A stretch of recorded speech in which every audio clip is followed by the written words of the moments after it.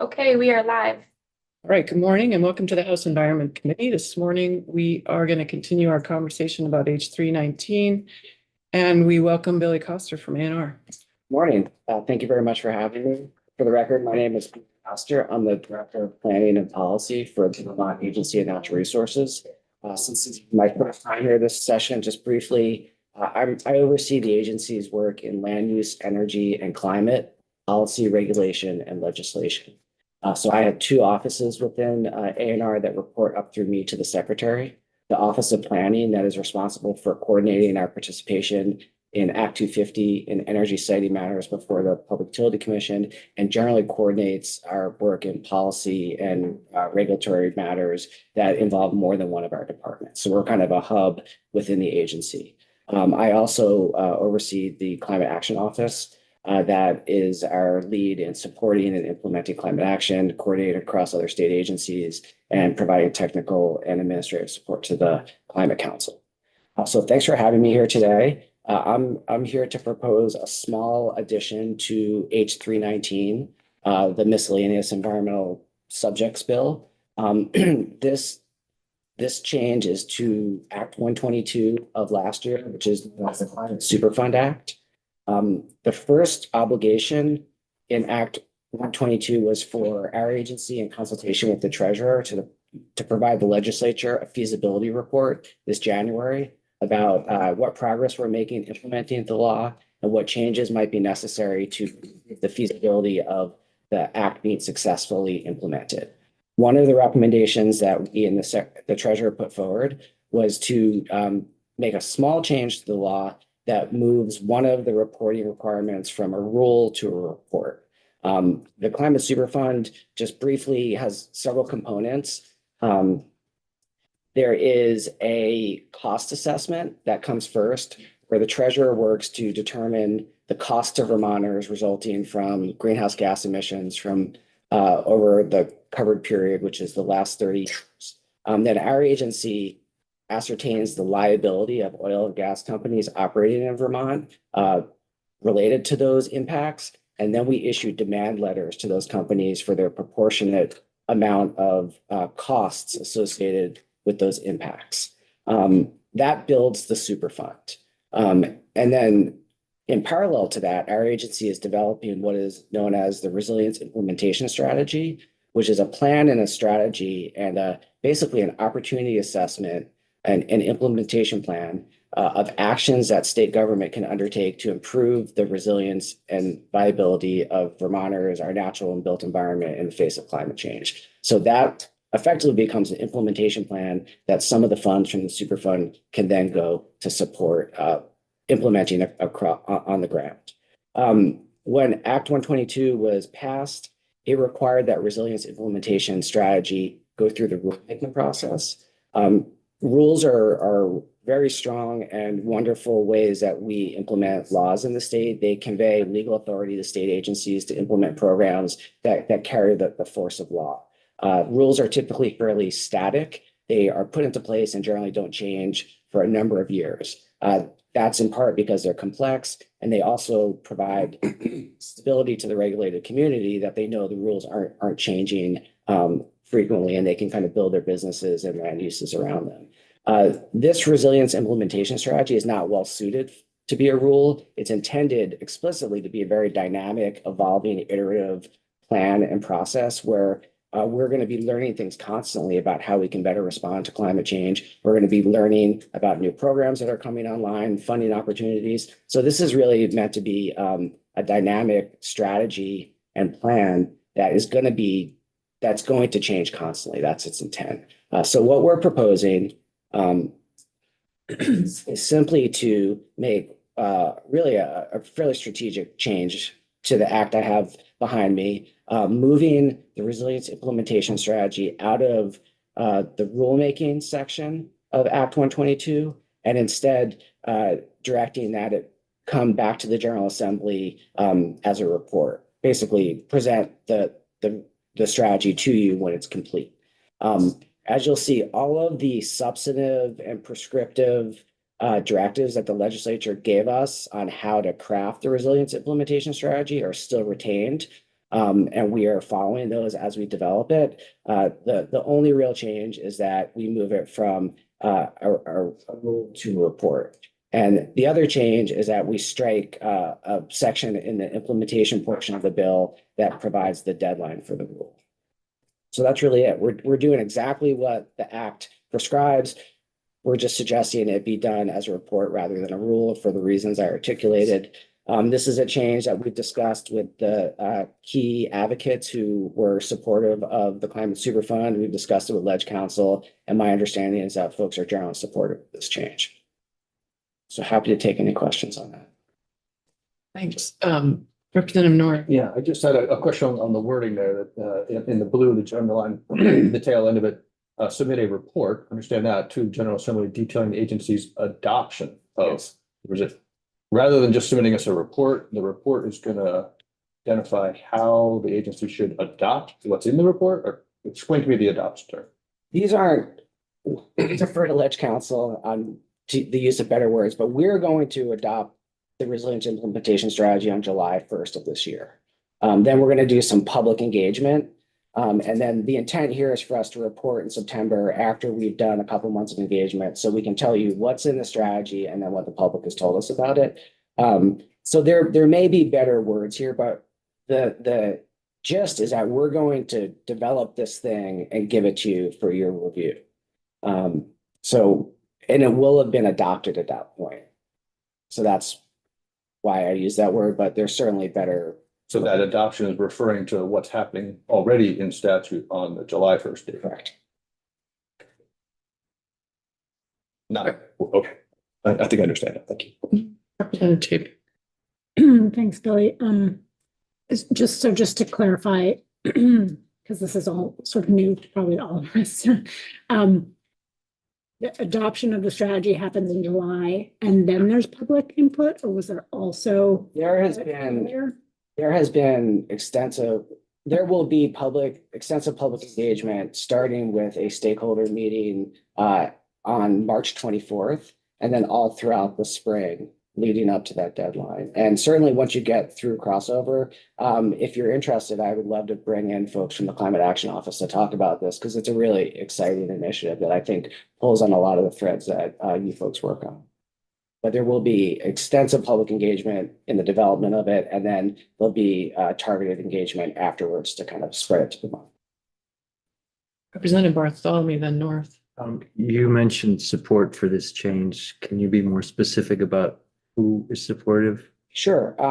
I spoke with And actually, I invited VPERT to come in and be part of that. So So I spoke to Legislative Counsel Michael Grady yesterday, who I believe drafted this act initially, and he agreed that it was logical. And then I'll let Ben speak for himself. go ahead. Sure. Ben Edgerly Walsh from the Vermont Public Interest Research Group. As I believe folks know, we were one of the organizations that was very supportive of the passage of Act 122, and I've been following the implementation of it very closely. We're entirely supportive of the change that Mr. Koster is suggesting. Just to add a little of color to that, this was the way in which this wound up being in rulemaking last year during the conversation around the Climate Superfund Act before it was passed. Was essentially there was a very similar concept in the bill as introduced, the climate change adaptation master plan that was going to be done through rulemaking, and the Agency of Natural Resources, along with the Treasurer's Office, announced right around the same time the bill was being drafted this resilience implementation strategy idea.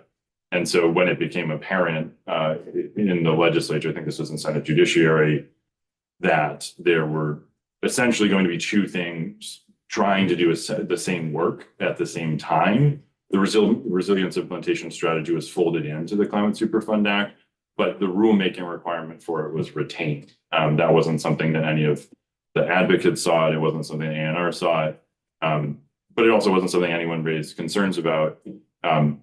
Since the laws passed, we've thought about it a little bit more and completely agree with the agency's characterization that rulemaking is a somewhat too inflexible a mechanism for this kind of a process. Certainly it'd be possible to do through rule, but there's no particular need to do, and there's some benefit to not having it go through rulemaking. So we're supportive of this change. So I think that's it for me, unless you have questions. Representative Austin. I've been hearing a number like $1 billion that Vermont has spent addressing climate change. I'm wondering, is there a tab? Are we keeping track of how much this is costing Vermont? We certainly have been tracking spending over the past few years, and I can get the committee that information. I think the treasurer is really charged in this act to identify the cost to Vermonters associated with this covered period, which is roughly the last 30 years. And then we're going to try to get reimbursement for that. Great, thank you. I'd love to see that. Sure. Thank you. Just to follow up on the we who are tracking costs, do you work with V-Trans on help, like work together to track costs?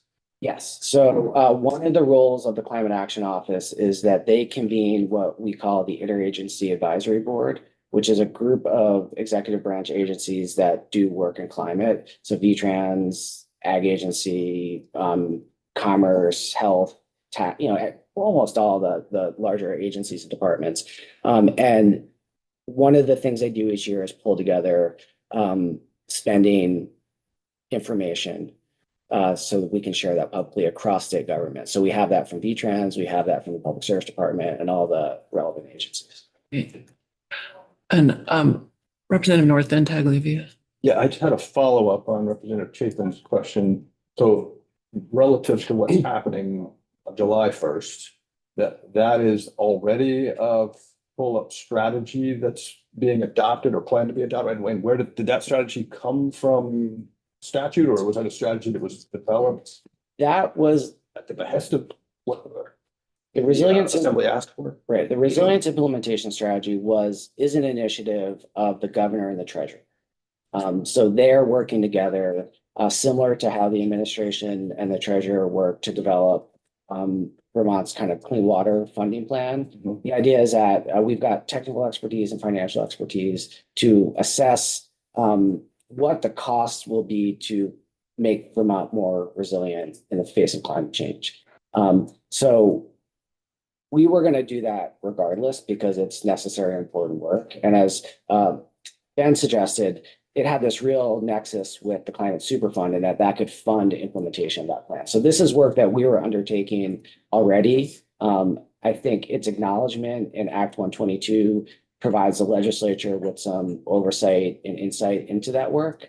But even if the Climate Superfund did not happen, we were planning on developing. And a couple of months from July 1st to September, is enough time to have experience with it to be able to provide a report on how that looks and how So that's going on? Yes, so what we're going to do, what our plan is to provide you the strategy, which is, it has 6 focus areas, and I can go into much more detail, but I would suggest having the folks who know better. But it's basically going to walk through a number of different focus areas: response and recovery from disasters, nature-based solutions, hardening of infrastructure, supports for communities and community leaders, things that we all know are important to respond to climate-related incidents, and then identify priority actions and programs that can be executed to address those things.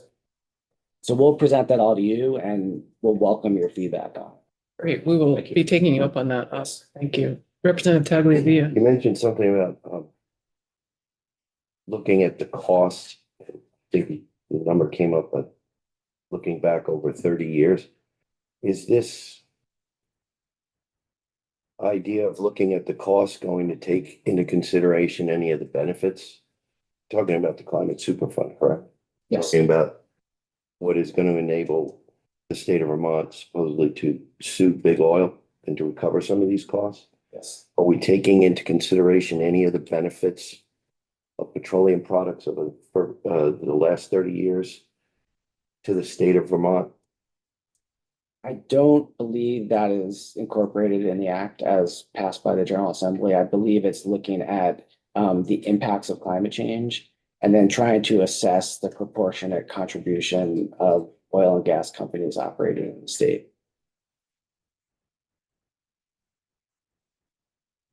Further questions? All right. That's the section of 319 that you wanted to fill us in on. Yes. That's no others that you want to comment on, This is an addition, so it's not in your bill as introduced. right? And yeah, great. Thanks for bringing us to it. Thank you.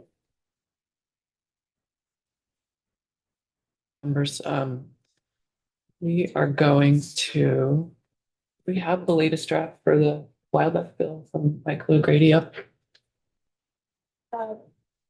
Is that 319? Yeah. No, it's not 319, no. It's I posted Two- two for him today. 231, yeah, He was wondering about. 231, okay. So it is up. And so this is the Fish and Wildlife Technical Corrections Bill, page 231. It's under Michael O'Grady's name today on the webpage. And we have a possible vote warrant for that right now. So I would like members to pull it up, look at the changes, and have a discussion. And Allison's witness is flexible and wants to be here in person. I don't know, could you find out if I remember when he'll get here? Thanks.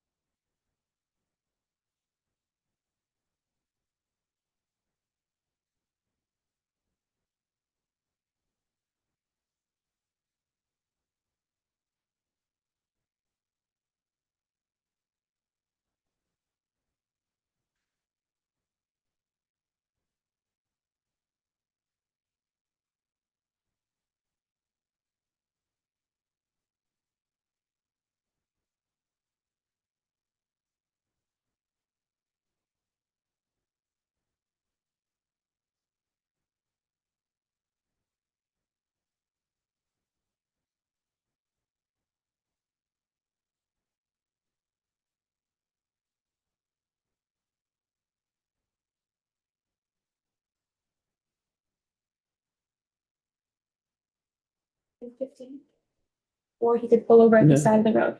Yeah, we have like, we can't book him when O'Grady's here, so, Yes. yeah, no, he'll have to. Is it okay for me to just step out when it's time for him to pull over? Mhm. And we're gonna have Representative Bongartz joining us at 10:40 At 10:40. on the housing section of, on the appeal section of the housing bill, which we heard from Ellen yesterday. However you put it on our agenda yesterday, you can just do the same. And we're hearing from her today.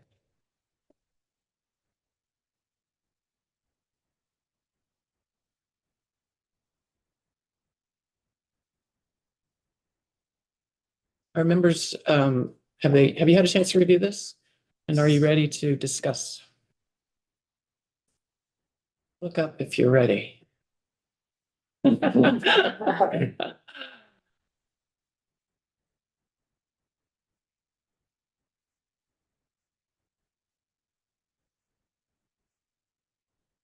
I'm seeing two changes. The one is first on page 1, where Representative Bartholomew asked for a correction of the bird name, which I think is a great addition. And at the very end of the bill, where Judge Zone made a recommendation of inserting a more accurate language. That is all I'm seeing for changes.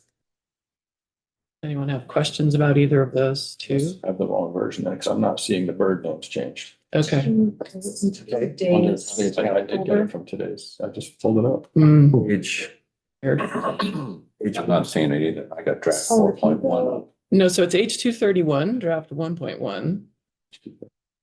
On 3/12. The date is 3/12, the timestamp's 2:46 PM. It's over here. It's a Oh, draft. maybe he sent a clean one. He must have sent a clean one. Oh, That's at 3:53 PM. Representative. that's not H 231. That's the wrong bill. So make sure you're on H 231. Got it.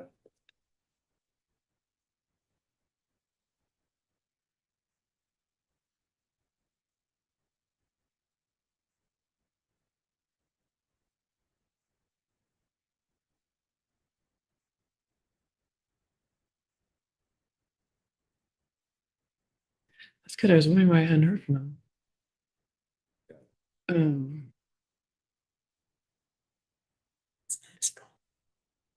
Oh.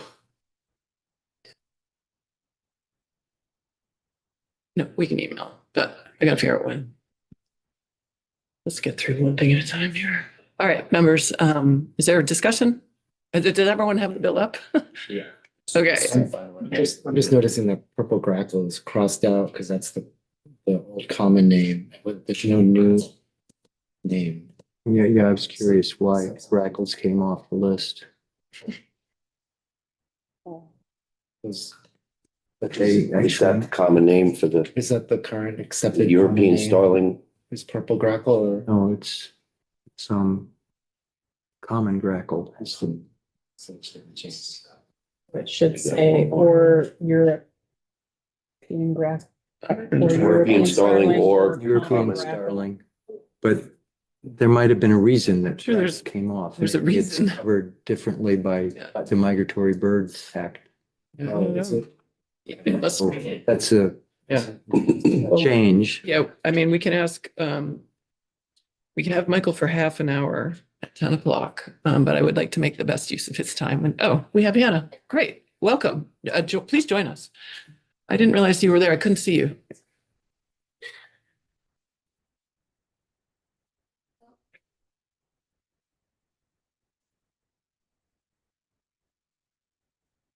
Morning. For the record, Hannah Smith, General Counsel with the Department of Fish and Wildlife. And we talked to Roz Renfrew, who's our Wildlife Diversity Program Manager, about more updating the names of those specific species. The reason that we actually struck common grackle from the language is they've experienced population declines in recent years. And this provision specifically refers to birds' nests that can be removed without additional consideration for whether they're active. So we thought it was appropriate if we were updating this to be more protective of that species. Great, good to know. Thank you for that. Thank you for being here. Representative Bartholomew. My only comment with this is I'm kind of surprised it got through the editors this way because grammatically it's weird. Like, why aren't they just all plurals? Yeah, Because we don't really say sparrows. Do we say sparrows? we do. Yes, we do. Rock pigeons, house sparrows, European starlings. Just kind of weird grammar. Nothing wrong with it other than it's weird. I don't think that there's an objective from the department if this needs a grammatical tweak.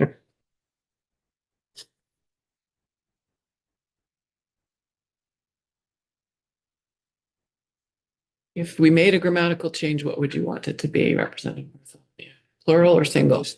It would make sense to be consistent, either the species name without plurals. I'm asking you, since you brought it up, which would you choose? I would say rock pigeons, house sparrows, You make them all plural. or European starlings. Okay. I'm sure we can do that. Right. Any other?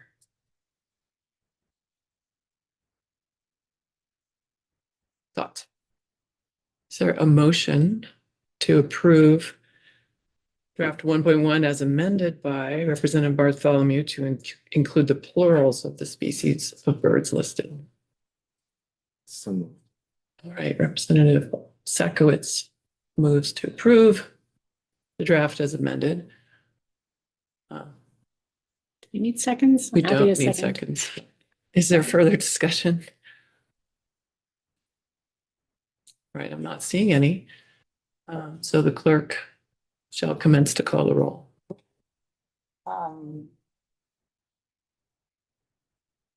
Sarita Austin, yes. John Bartholomew, Yes. Ella Chapin, Yes, Chapin. Larry Laber, Yes. Kate Logan. Yes. Steve Morris. Yes. Rob North, Yes. Chris Pritchard, Yes. Barry Zekowitz. Yes. Michael Dick. Yes. That. And, Chair Amy Shelton. Yes. Okay. Right, that's an 11-0 vote in support of the technical corrections bill from Fish and Wildlife. Thank you all. Thanks for joining us, Hannah. And, Thank you. oh, Larry is going to be the reporter of the bill, unless someone else is itching to do their first bill, a new member. It's good. It's a good opportunity to do a bill report if you're thinking you want to do that. No. Okay, great. Members had that option. I thought that it was a rite of passage that they just had. You just assign it. It's the rite of passage. Yes, to grow into your role. Representative Zakowitz, thank you. We need to let Michael O'Grady know about the plural change. Email him and copy me. Yeah. And then we will deliver that to the House clerk, convenient to you. And after our clerk, Representative Austin gets it done. Okay, members. Now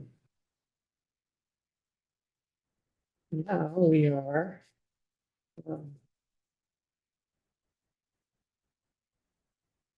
going to hear from, I think, a witness from the road on the extended producer responsibility changes. So if you could go let. I just admitted him into the Zoom. Oh, great. And let's see, he listed too. Jeremy Jones, maybe the other side of this. Thursday, maybe 30. Way on the other side. All right, so Jeremy Jones, are you connected? Can you hear us? Yes, I can hear you. All right, great. Can you try and turn him up, Kate? Or how do we control the volume? Can you Can you hear me? just say a couple words? Please? Hi, this is Jeremy. No, we can't. So we're going to try and turn up the volume somehow. And it was a little quiet yesterday. Only on this one, that's why. No, I think it's actually over here. I used to control it over here, Yeah? but Oh, what I meant is this, the sound's The only sound's coming out coming here. It's from a not coming different off the place. sound bar up over there. The volume's all the way up. okay. All right. If you could just speak quite loudly and clearly, that would help us. And then Okay. starting, It's minus on that speaker. It might. If it blows up, it's not. okay, let's see where we're at now. Okay, if you could introduce yourself for the record. Hi, thank you, everybody. This is Jeremy Jones. I'm with the American Coatings Association, the Director of Extended Producer Responsibility. Welcome. Go ahead with your testimony. Thank you. Again, I apologize for if there's any noise in the background. I'm at the Vermont Welcome Center here in Sharon. So thanks for taking the time to listen to my words today. I just watched the testimony yesterday and having listened to that, I just wanted to say a few words just from behalf of ACA to convey both the positive impact of the paint care program in the state of Vermont, and not just the savings or the economic value, but though they are real and substantial, but also the way the paint care demonstrates the value of the deep lasting value of partnerships and meeting local needs. So as noted in yesterday's conversation, after the historic floods in 2023, paint care supported emergency response efforts by providing for collection supplies, transportation, and you name it, in Barre and Middlesex. And I think what's important to note is that was a one-day thing, but that event, but that was 3% of all the paint that was collected in the entire state of Vermont that year, just that one event. And that's just an example of how paint care just really tries to go above and beyond for the state.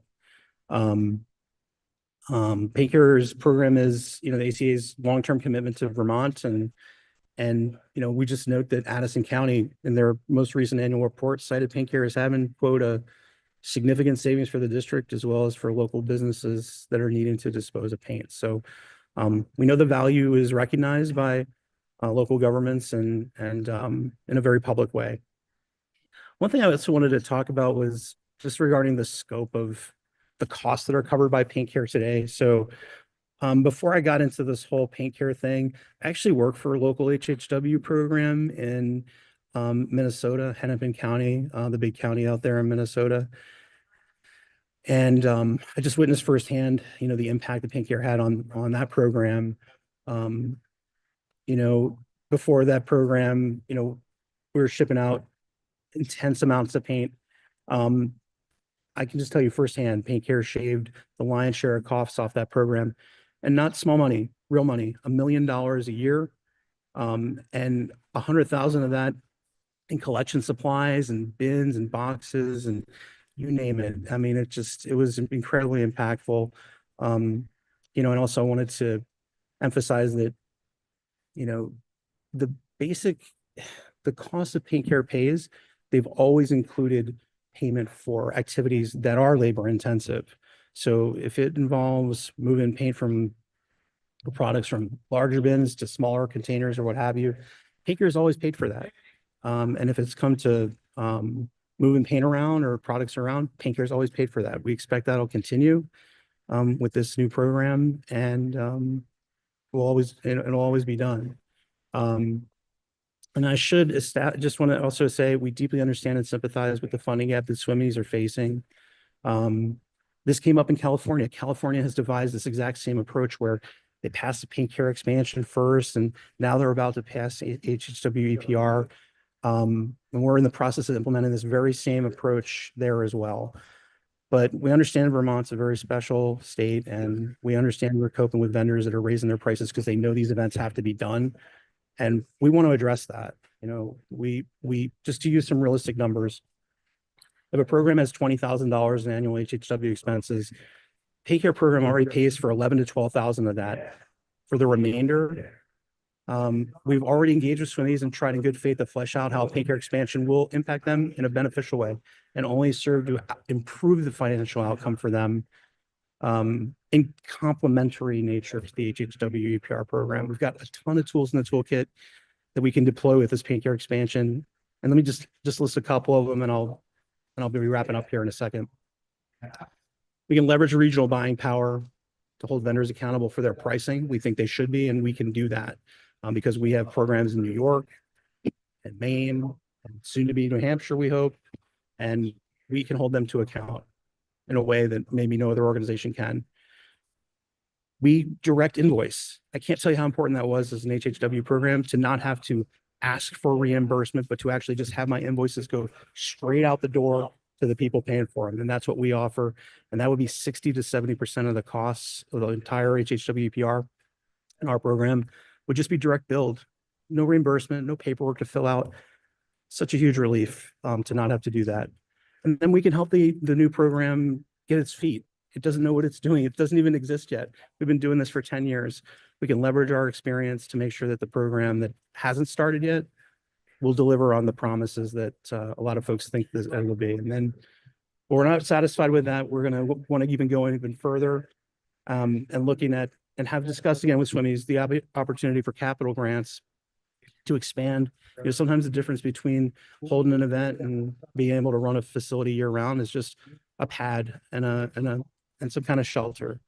And we're willing to look at that, and have talked with folks with that. So just given all those things, I just respectfully ask the committee would just consider the value of Paint Care that it brings today, the future value of what it will bring, and to try to see fit to keep this Paint Care expansion as part of this bill going forward so we can continue to work with the SWMEs to try to meet their needs.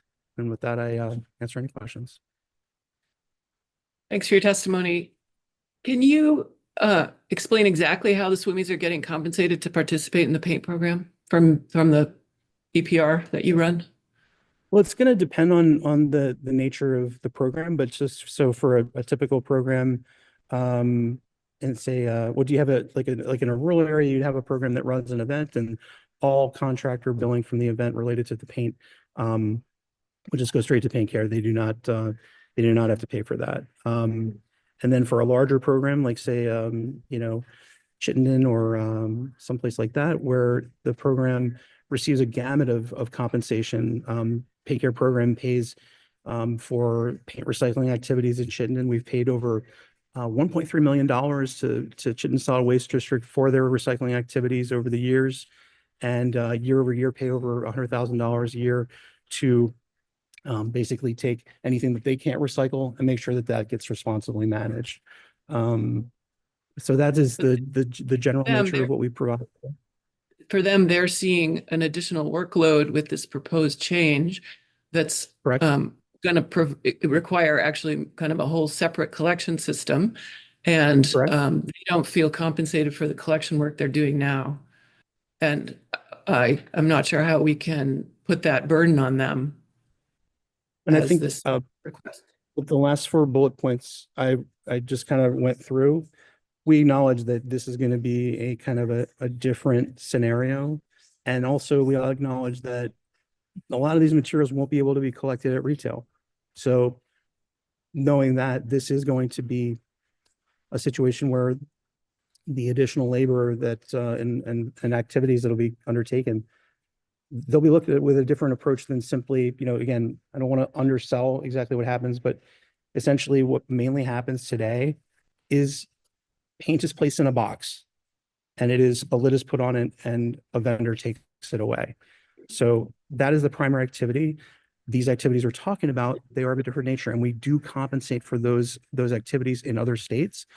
It just so happens that the main activity in Vermont, aside from places like Chittenden that recycle their own paint, are not these intensive activities, labor intensive activities, but we have dozens of contracts with HHW programs for added activities. We just had, this HHW program will create that opportunity to compensate for those activities. We understand that. And we would just hope for the opportunity to work with folks to try to work through those issues. And again, to make the HHW EPR program better, not to replace it, make it worse, to improve upon it. Okay, thank you for your testimony. Do members have questions, further question? Representative Norris. I'm just trying to understand what you're referring to here, Jeremy, relates to what we heard from the solid waste management districts and their request to remove Act 58 exemption for aerosol coating products, coating related products, and non-industrial coatings. Are you speaking to not remove that exemption? Yeah. Is that basically what you're saying? Mm-hmm.